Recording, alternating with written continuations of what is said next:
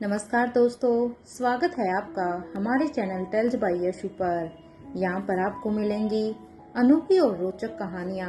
अगर आपको हमारी कहानियाँ पसंद आती हैं तो कृपया करके हमारी वीडियो को लाइक करें, इसको अपने दोस्तों के साथ शेयर करें और अगर आप इस चैनल पर नए हैं तो कृपया करके सब्सक्राइब करें।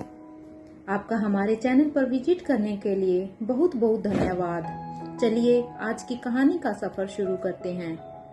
पिछले एपिसोड में हम सब ने सुना था कि रोहित यहाँ पर अब उस मिस्टीरियस मैन को अब एक केव में लेकर चला जाता है, जहाँ पर वो उसे लेकर जाता है। तो मानो रोहित की प्रेजेंस से ही वो यहाँ पर अब वीक होता जा रहा था, और क्योंकि वहाँ पर कुछ नमी भी थी, जिस नमी के कारण अब उसके मुंह से अब वो जहरीली गैस भी निकलनी अब कम हो गई थी और धीरे धीरे अब बंद हो गई थी। लेकिन अभी अनिका को इसके बारे में नहीं पता था।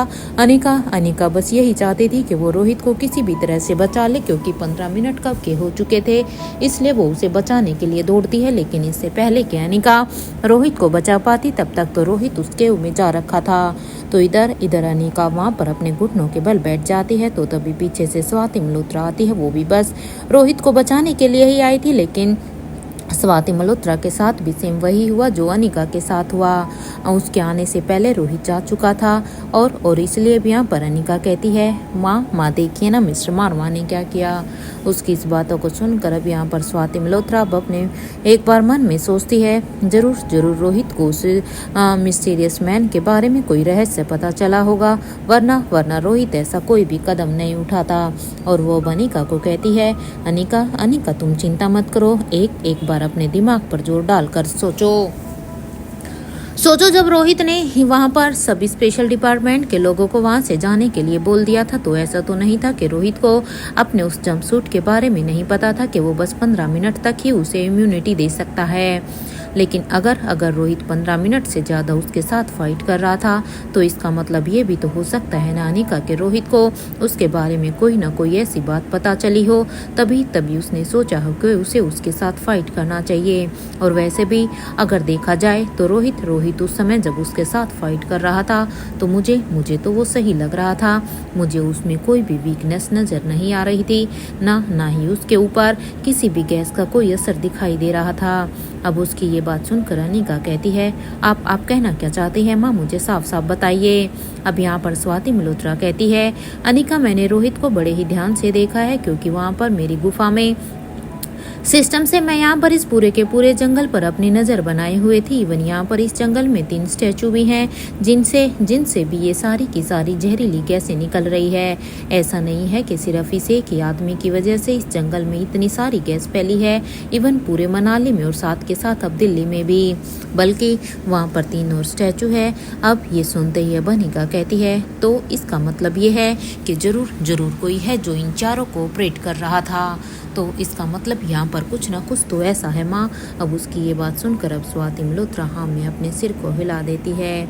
तो अब अनिका कहती है, तो आपने जब सिस्टम से देखा था तो क्या मिस्टर मारवा सही नज़र आ रहे थे। अब स्वाति मल्होत्रा कहती है, हाँ अनिका मैंने खुद देखा है। जब उन्हें 15 मिनट से भी ज़्यादा का समय हो गया था, तब भी रोहित वहाँ पर मानो उसे उस जंपसूट की कोई ज़रूरत ही नहीं है, वो उसके बिना ही फाइट कर रहा हो।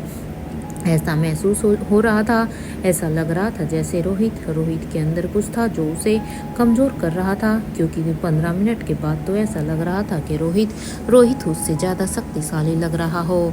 और इसलिए मुझे अब लग रहा है जरूर रोहित ने उसका कोई राज पता कर लिया है, या उसे ये पता चल गया हो कि उसे ख़त्म कैसे करना है।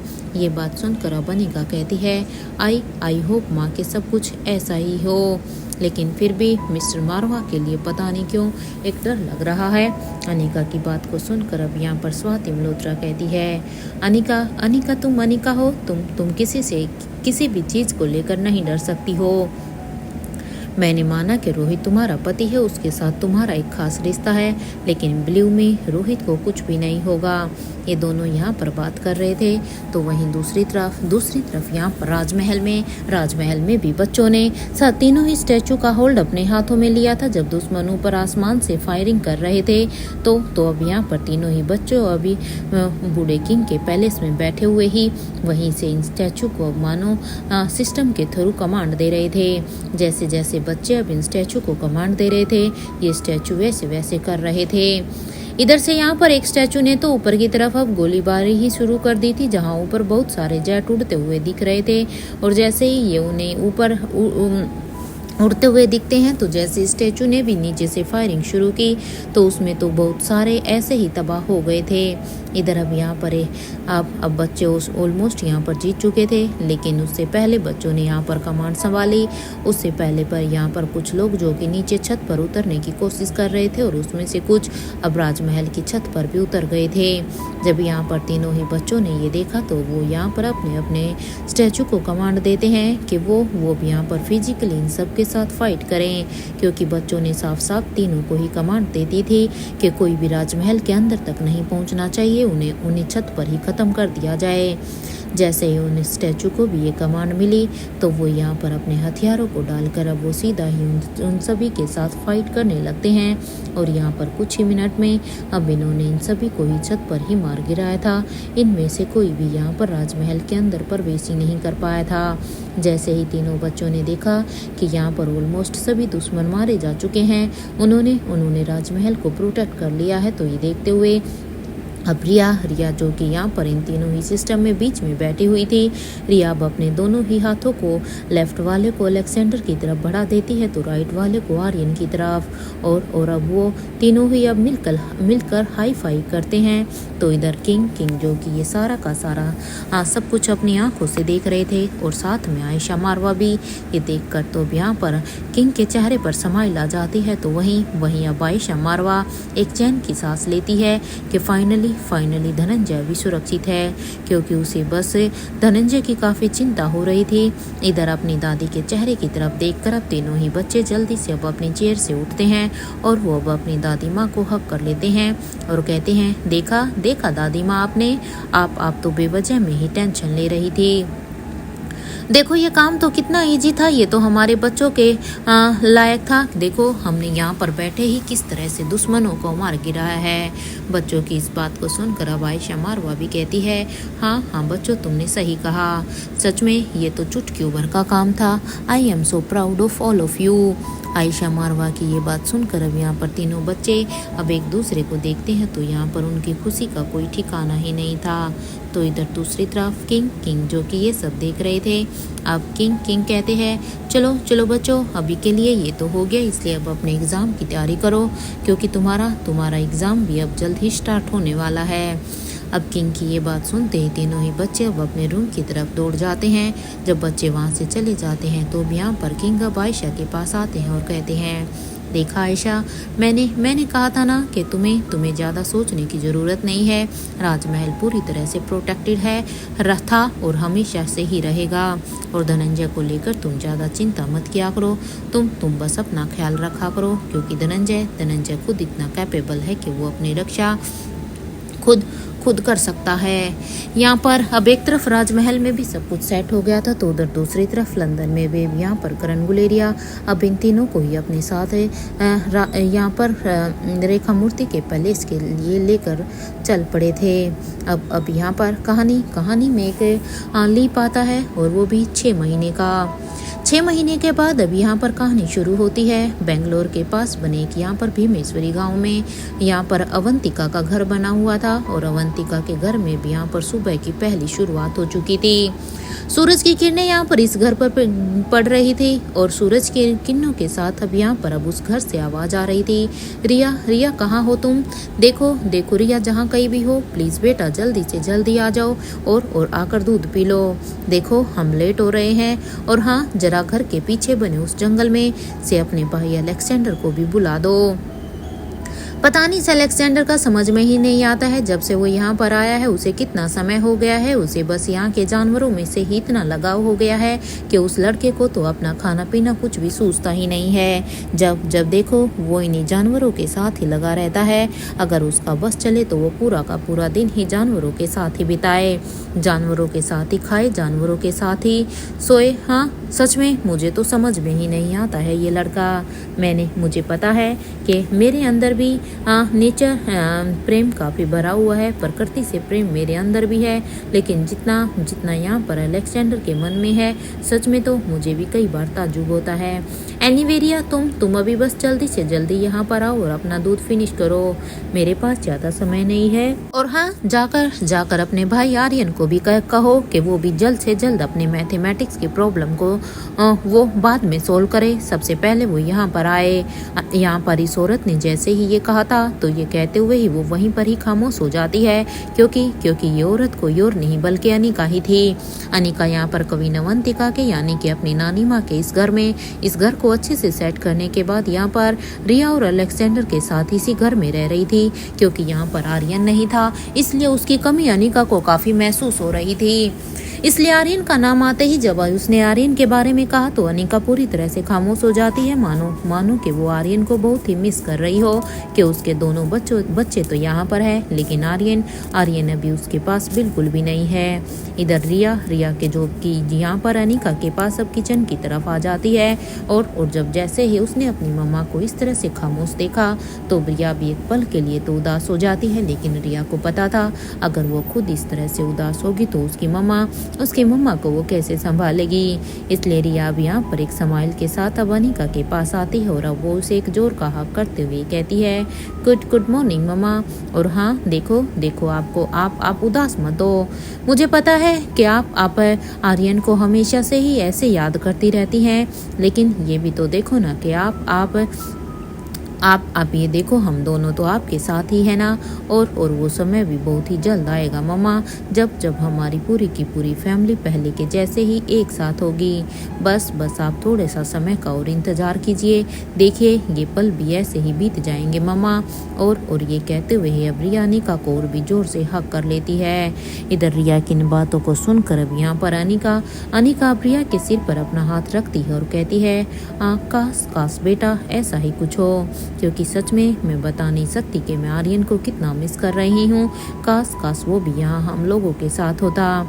वैसे रिया, चलो ये बताओ कि क्या आपको यहाँ पर रहना अच्छा लग रहा है। रिया अब अपनी मम्मा की ये बात सुनकर अब रिया कहती है, हाँ मोम, क्यों नहीं। इवन आप जहाँ कहीं भी रहेंगी ना, अगर आप वहाँ पर मेरे साथ हैं तो मम्मा मुझे तो वहाँ पर वैसे भी अच्छा लगेगा। मुझे सिर्फ अपनी मम्मा चाहिए है, और इवन चाहिए तो मुझे मेरी पूरी फैमिली है, लेकिन आपके साथ तो मैं कहीं पर भी रहने के लिए तैयार हूँ। आपको याद है ना मम्मा, जब आप और मैं हम दोनों अकेले रहते थे, बस बिल्कुल वैसे ही। रिया की इन बातों को सुनकर अब यहाँ पर अनिका फिर से अपने ख्यालों में चली जाती है। मानो अनिका को यहाँ पर कोई चीज़ जो अभी भी खाई जा रही थी। यहाँ पर अनिका अब यही सब सोच रही थी, एक तरफ जाने का ये सोच रही थी तो वहीं दूसरी तरफ यहाँ पर भीमेश्वरी गांव में ही रोहित और आर्यन ये दोनों अभी अनंता के घर में रह रहे थे। एक तरफ अवंतिका के घर में अनिका, रिया और अलेक्जेंडर थे, तो दूसरी तरफ अनंता के घर में यहाँ पर रोहित और आर्यन ये दोनों इकट्ठे रहते थे। अब यहाँ पर आर्यन जो कि अभी यहाँ पर अपनी सुबह की सारी दिनचर्या को पूरी करने के बाद जो कि पूरी तरह से तैयार था, आर्यन को देखकर ऐसे लग रहा था जैसे वो कहीं जाने की तैयारी में है। और आर्यन इसलिए अब जल्दी से अब यहाँ पर घड़ी की तरफ देखता है और कहता है, डैड टाइम हो गया है, प्लीज़ महादेव के मंदिर में जाने का, इसलिए अब मुझे जल्द से जल्द उस मंदिर में जाना है, मैं लेट हो रहा हूँ डैड। अब आर्यन की इस बात पर अब यहाँ पर रोहित कहता है, क्या बात है आर्यन, हमें यहाँ पर आए हुए ऑलमोस्ट 5 महीने हो गए हैं और तुम हर रोज उस मंदिर में जाते हो, क्या कोई विशेष वजह है क्या? आखिर क्या है उस मंदिर में जो तुम सुबह के सारी चीज़ें ऑलमोस्ट चाहे भूल भी जाओ, हाँ, लेकिन लेकिन तुम मंदिर जाना बिल्कुल भी नहीं भूलते, और वो भी बिल्कुल एक एग्जैक्ट टाइम पर। क्या क्या मुझे बता सकते हो कि ऐसा उस मंदिर में क्या है? अब यहाँ पर रोहित की इस बात को सुनकर अब आर्यन कहता है, हाँ हाँ, वजह है ना डैड, क्योंकि एक वही तो जगह है जहाँ पर जाने के बाद मैं वहाँ से अपनी आंखों से अपनी मोम को देख सकता हूँ, अपनी मोम से मिल सकता हूँ।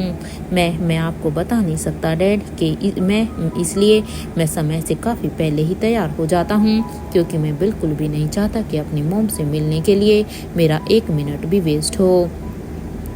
इसलिए मुझे बस इस घड़ी का इंतजार रहता है। इधर आर्यन की ये बात सुनते ही भी यहाँ पर रोहित के को थोड़ा सा गुस्सा आता है, और अब रोहित कहता है, खबरदार आर्यन, अरे कितनी बार मैंने तुम्हें कहा है कि वो औरत तुम्हारी माँ नहीं है। And that's final.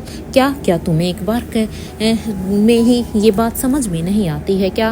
मैं सच कहूँ तो मैं कितने समय से तुम्हें बस एक ही बात समझाने की कोशिश कर रहा हूँ, लेकिन तुम हो के मेरी बात को सुनने के लिए तैयार ही नहीं हो। इधर यहाँ पर अपने डैड को इस तरह से गुस्सा करता हुआ देखकर आर्यन वहीं पर ही चुप हो जाता है, और वो यहाँ पर रोहित को अभी कुछ भी नहीं कहता, और मानो आर्यन अब यहाँ पर बिल्कुल चुपचाप खड़ा हो जाता है। इधर आर्यन को भी इस तरह से बिल्कुल गुमसुम सा, ऐसे डरा हुआ सा चुपचाप खड़ा देखकर अब रोहित को भी अब उसके ऊपर तरस आता है, और अब रोहित अब इशारे से अब आर्यन को अपने पास बुलाता है।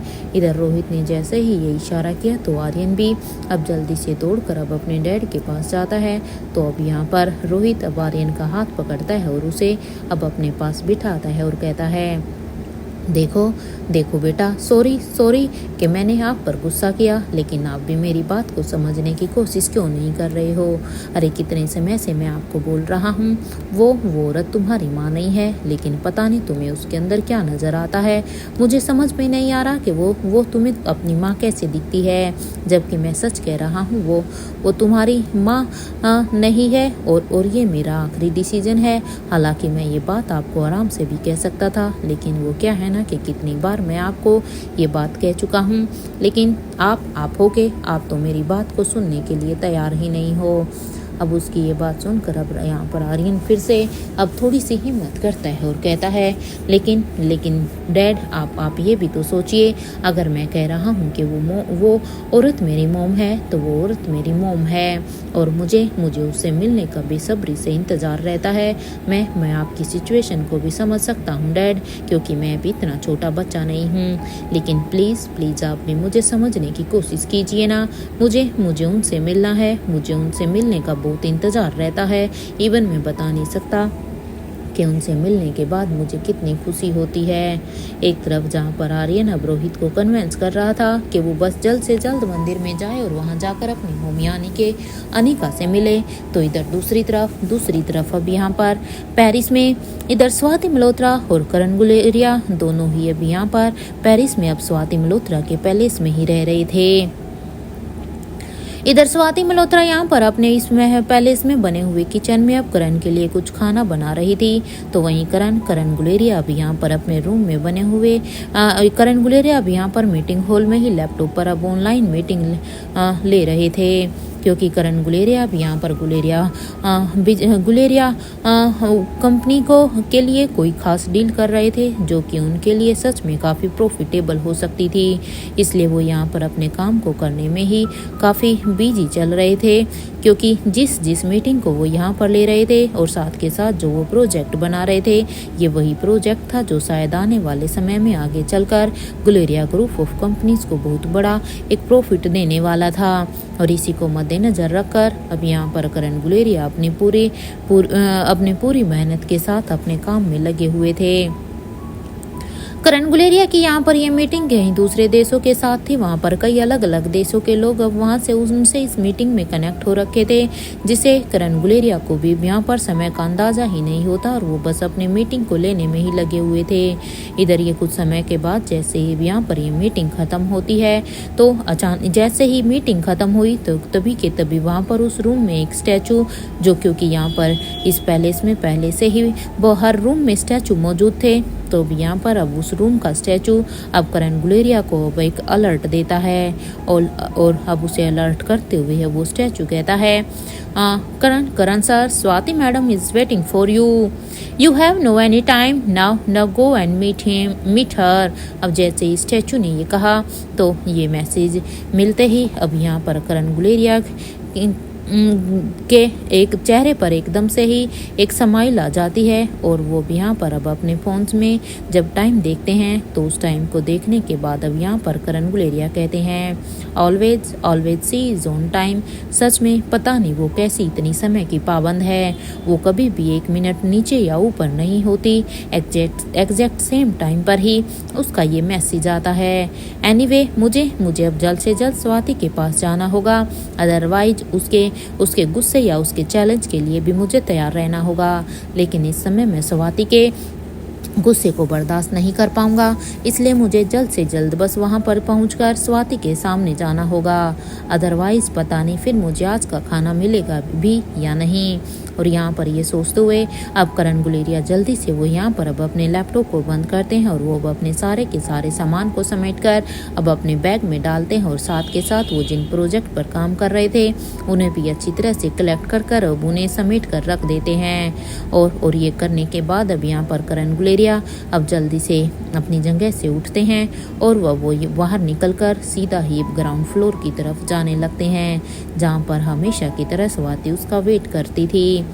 इधर जैसे ही यहाँ पर करण गुलेरिया अब नीचे पहुँचते हैं तो स्वाति मल्होत्रा ने यहाँ पर डाइनिंग टेबल पर खाना लगा दिया था।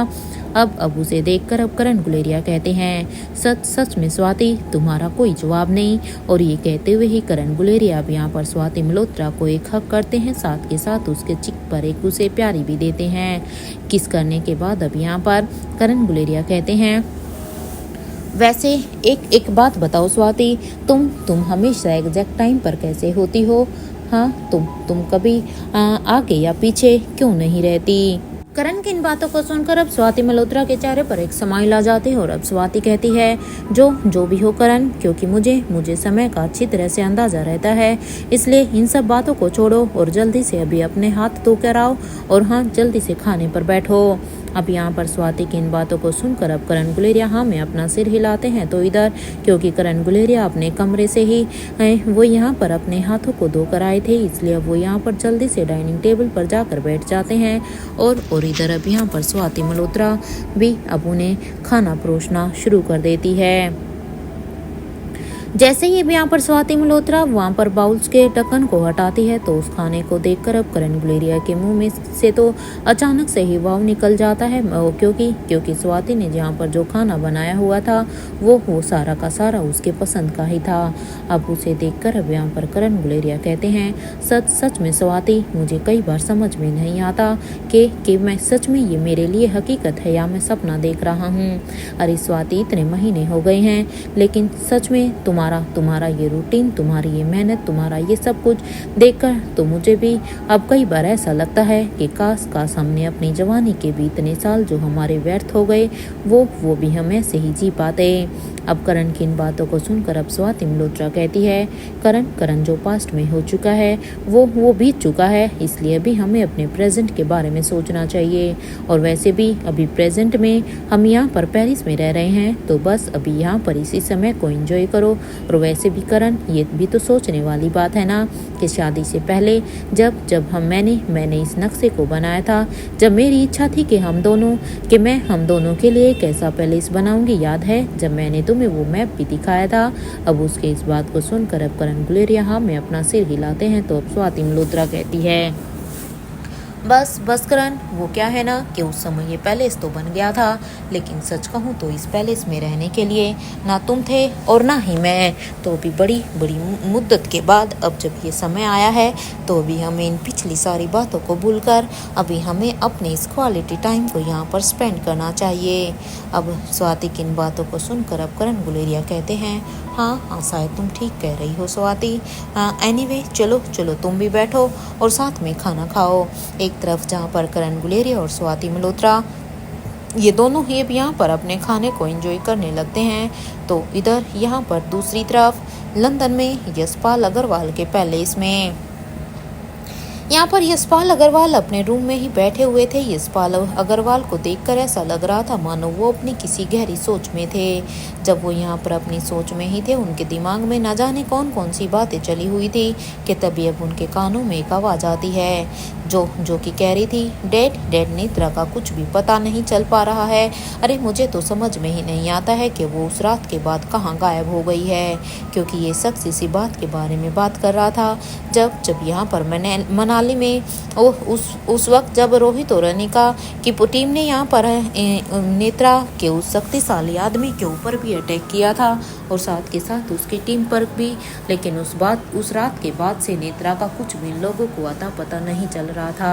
अब उसकी ये बात सुनते ही अब यशपाल अग्रवाल कहते हैं, देखो देखो मुझे नहीं पता, कुछ भी करो, लेकिन मुझे नेत्रा चाहिए। वो हमारे बहुत ही काम की है, क्योंकि नेत्रा की शक्तियों के बारे में, नेत्रा के सम्मोहन करने की शक्ति के बारे में तो ये लोग भी अच्छी तरह से परिचित थे और वो उनके लिए उनके मकसद को कामयाब करने में एक बहुत बड़ी कड़ी थी।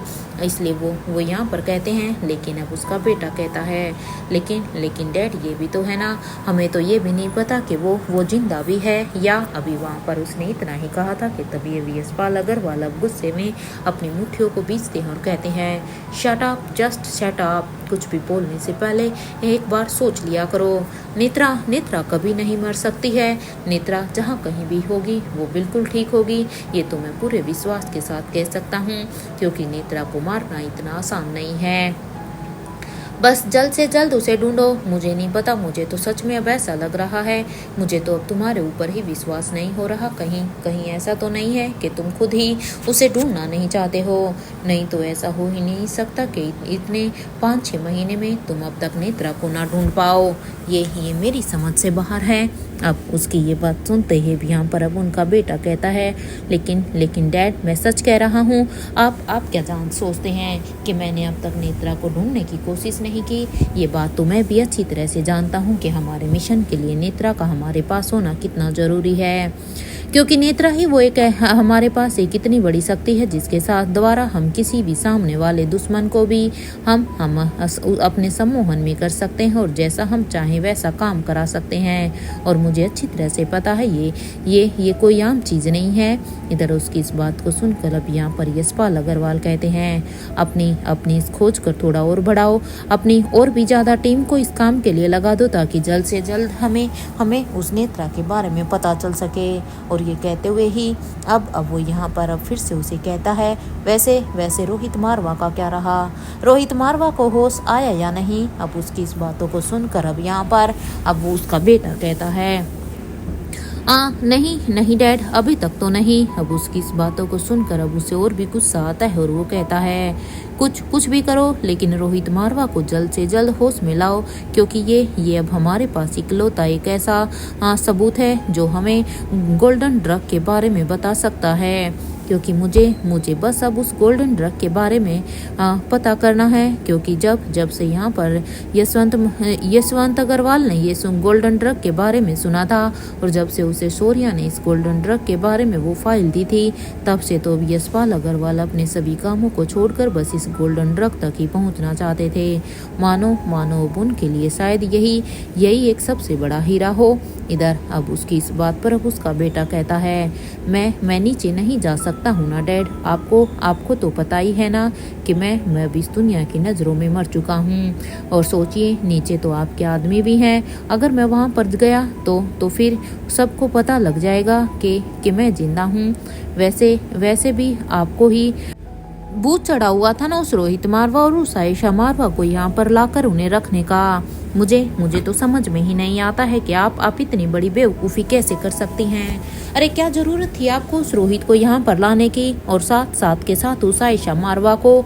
अरे ये लोग हमारे दुश्मन हैं, लेकिन फिर भी पता नहीं इसके बावजूद आपने इन दोनों को यहाँ पर अपने पैलेस में रखा हुआ है। अरे वो रोहित, उसे तो होश ही नहीं है, और ऊपर से वो आयशा तो जब यहाँ पर मुझे इस महल में घूमते हुए नजर आती है ना, तो सोचो आयशा तो यहाँ पर खुलकर इस पैलेस में घूम घूम रही है, लेकिन मुझे यहाँ पर जिंदा रहते हुए भी मरे हुओं की तरह रहना पड़ रहा है, क्योंकि उसके डर की वजह से मैं खुद अपने ही पैलेस में नहीं घूम सकता। सच में आपने ये डिसीजन बहुत ही गलत लिया है। इधर अपने बेटे की ये गुस्ताखी सुनने के बाद तो यशपाल अग्रवाल, जो कि पहले से ही अपनी सोच में अपने काफी सवालों से पहले से ही परेशान थे, अब उनकी गुस्से में अपनी मुट्ठियों को बंद कर लेते हैं और अब वो जल्दी से अपनी जगह से उठते हैं और सीधा ही बिना ज्यादा समय गवाए अपने बेटे के पास जाते हैं और उसके गाल पर अब एक जोर का थप्पड़ मार देते हैं। जैसे ही यहाँ पर यशपाल अग्रवाल ने अपने बेटे के गाल पर इतनी जोर का थप्पड़ मारा तो उसको तो खुद भी पता नहीं था कि सच में उसके डैड उसके ऊपर हाथ उठा देंगे। उसके लिए तो मानो ये यहाँ पर एक 440 वोट का एक शौक था। उसे कुछ समझ में नहीं आ रहा था कि आखिर उसने ऐसा गलत क्या कर दिया, गलत क्या कह दिया, क्योंकि उसने तो वो वही कहा जो उसे लग रहा था, क्योंकि ये उसे अपने पापा का एक सबसे बड़ा गलत डिसीजन लग रहा था।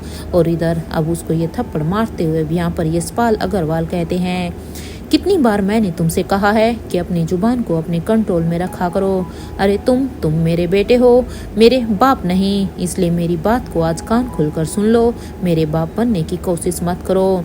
मुझे अच्छी तरह से पता है कि मैंने कौन सा डिसीजन लिया है, मैंने वो डिसीजन क्यों लिया है, मैं क्यों आयशा और रोहित को यहाँ पर लेकर आया हूँ, ये मैं अच्छी तरह से जानता हूँ। और यहाँ पर इन दोनों को रखने से मुझे क्या मिल सकता है, ये भी मैं अच्छी तरह से जानता हूँ, जो शायद तुम्हारी इस छोटी सी सोच से काफी परे है।